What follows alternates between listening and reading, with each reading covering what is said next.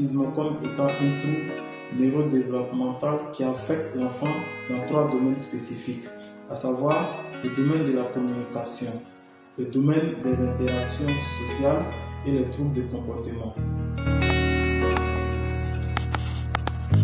Mais il faut dire que c'est une pathologie qui joue beaucoup sur la communication de l'enfant. L'enfant qui a l'âge de pouvoir parler mais qui n'arrive pas à parler.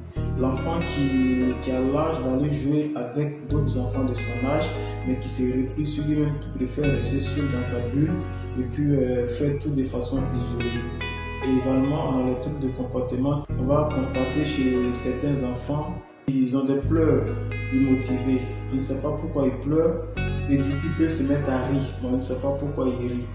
Donc, si vous voyez ces symptômes chez vos enfants, prenez attache immédiatement avec un spécialiste qui pourra vous donner des conseils ou soit y poser un diagnostic pour mieux accompagner votre enfant.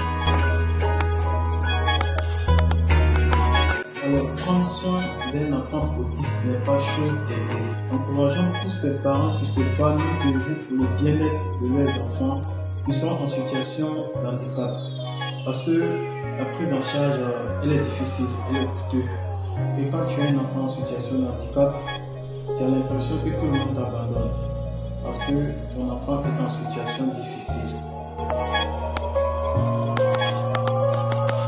Et beaucoup de personnes ne savent pas ce que c'est que cette pathologie.